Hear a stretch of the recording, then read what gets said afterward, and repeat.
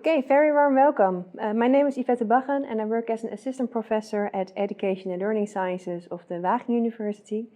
And from that role I am involved in the Intrinsic project funded by the Erasmus Plus program of the European Union. And in this video clip I'm going to tell you everything about the Entrepreneurial Mindset Monitor, which is an application that we've been developing in the context of the project, with which you can actually track the entrepreneurial mindset of your students over time. But then, first of all, what is a mindset? Basically, it's a constellation of motives, skills, and thought processes. So it's not only knowledge, it's not only expertise, but it's also about skills and having the right attitude, so the right drive and motives to actually do certain things. Then we also have this more extended definition, and in this definition you can see that the mindset is enabling you to actually create value, and in this case, of course, create value for others in relation to the Sustainable Development Goals, because it's all about sustainability. It's about recognizing and acting on opportunities, so you actually have to do something, which is also at the core of applying and having this mindset. It's about making decisions with limited information, and remaining adaptable and resilient in conditions that are often uncertain and complex.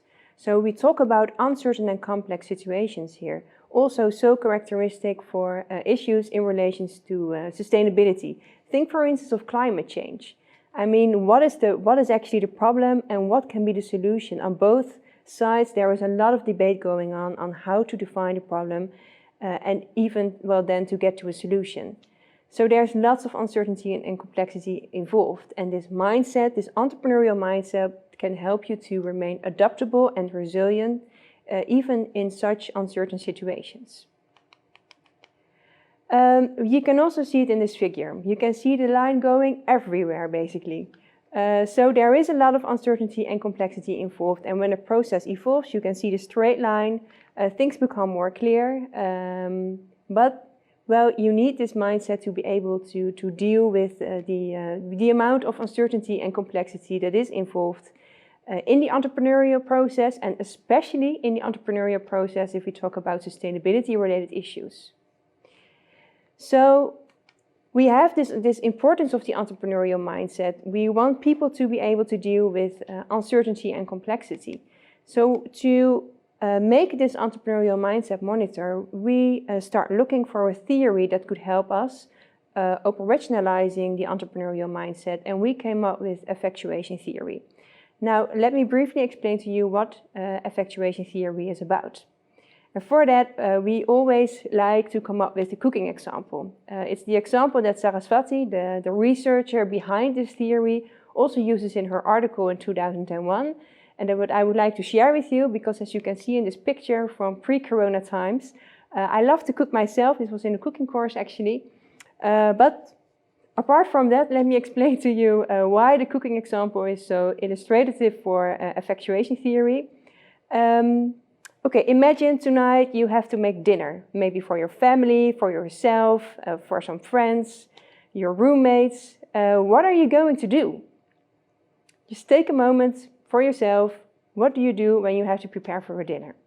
Do you take your mobile phone, look for a recipe, see what ingredients you need, make a good list of it, and think, okay, today next to work, when I'm done working, then I will go to the supermarket, get all the ingredients that I need, and prepare my dish? Or do you after work think like, okay, let's see, what do I have at home? What kind of ingredients are there? What kind of fruits or vegetables do I have? What is in the fridge? And then you just make something. So it can be a spaghetti, but it can also be something completely else. Potatoes, or I don't know, whatever you like to make. So these are two completely different strategies. When I look at myself, I have to admit when I have friends coming over for dinner, that I really tend to plan the recipe that I want to make. But if I'm alone after work, I just look at the fridge, what do I have, and then I just make something. Well, these two examples, these two ways of approaching making a dinner are, I think, also very illustrative for what Saraswati calls causal thinking on the one hand and effectual thinking on the other hand.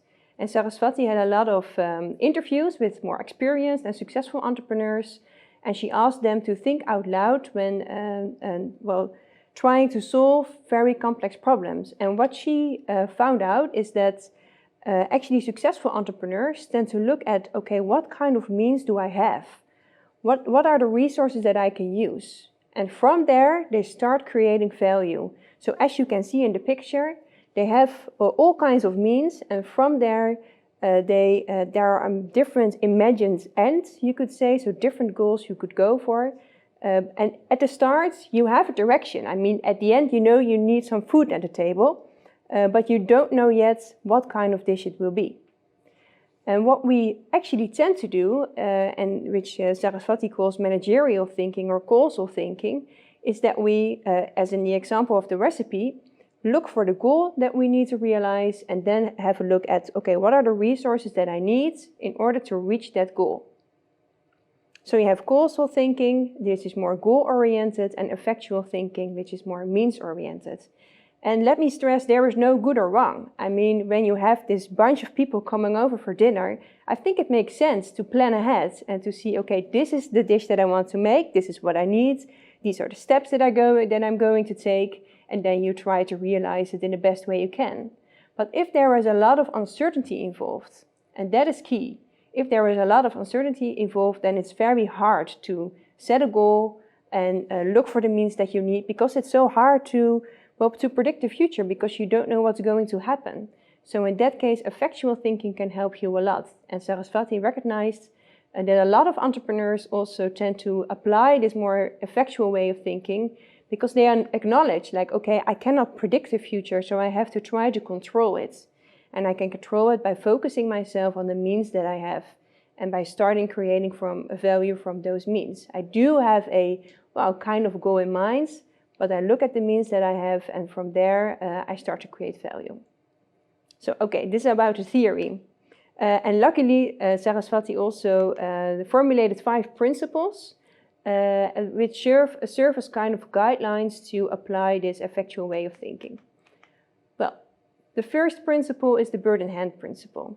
Here directly it is about focusing on these means by asking yourself, who am I, what do I know, and whom do I know? And from there you start creating value. So instead of focusing on a predetermined goal, you first focus on your own means. The second principle is the affordable loss principle. And in this principle, it means that you look at what risk can I allow myself? What risk can I take? Instead of focusing on expected returns, you take those steps of which you think, okay, it's worth the risk, so to say. This is a step that I can afford myself. The third principle is the crazy quilt principle, which is about doing it and creating value together.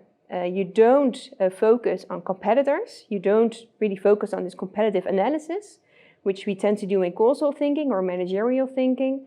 But instead, you look at partners, people around you that are committed and really want to help you in creating value.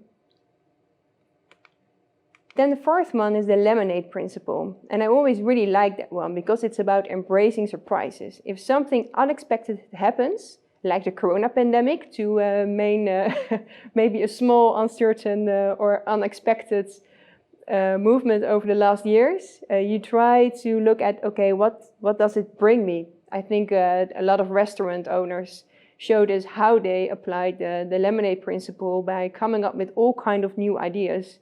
Instead of trying to avoid all kind of unexpected things or surprises, you try to embrace them and see what new opportunities those unexpected situations bring. And you really incorporate it in your entrepreneurial process. And the final and fifth principle is the pilot in the plane principle. Also here again, it's about, not predicting an unpredictable future, but controlling the controllable. What steps can I take, even if it's a very small step? What step can I take that is within my control, so that I, keep on moving forward, but without focusing on things or trends in the market that you actually cannot really predict. what can I do to get to the next step and keep on creating value together with others?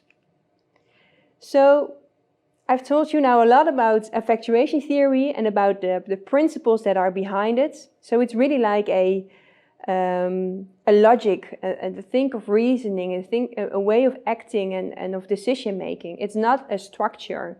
It's more like a heuristic. And you can see in this video how we translated the principles from effectuation theory into 5 simple questions, basically. So as you can see, first we asked the students or other participants about a challenging situation, and then we asked them, okay, what did you do in those situations? Did you apply a more causal way of thinking or a more effectual way of thinking? And we basically formulated items that represent the different principles from effectuation theory.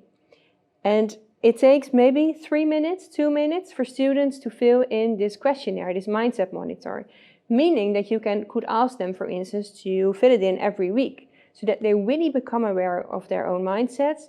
And of course, you can challenge them to reflect on their own mindset to see, okay, what do I do in which situations? Because we ask them to come up with complex situations, which are very often spiced by uncertainty. And we really believe that also this effectual mindset, this entrepreneurial mindset, can help the students dealing with those situations. And I think if they become aware of the way of thinking that they apply in different situations, that can also help them developing this entrepreneurial mindset. So what did we do until now? Because we've been developing this too as part of the Intrinsic project, and we also applied it at the 4 technical universities in the Netherlands and also in Italy. And as a next step, we are actually planning more data collection in the Netherlands and abroad. And what we want to do is to combine the entrepreneurial mindset monitor with reflection exercises to make this reflection really concrete, so that we know for sure and really can see basically as a first step what and how the students learn from filling in this entrepreneurial mindset monitor, and to have a conversation with them as a teacher.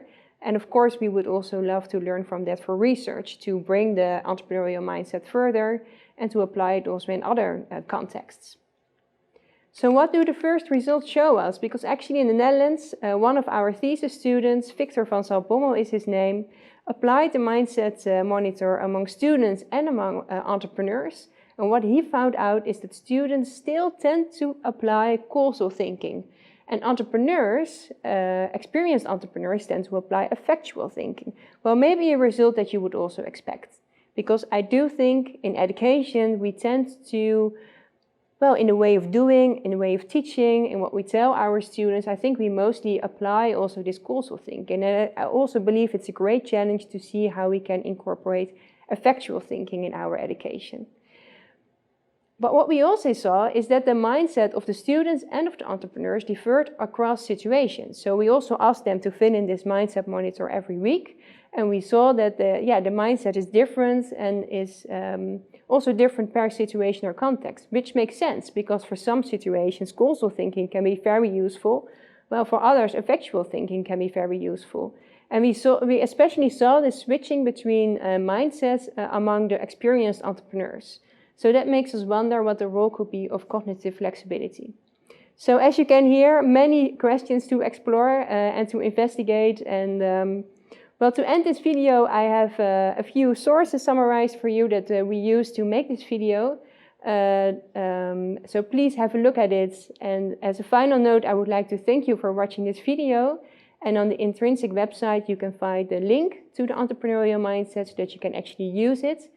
And always feel free to contact me in case of any questions. Thank you very much.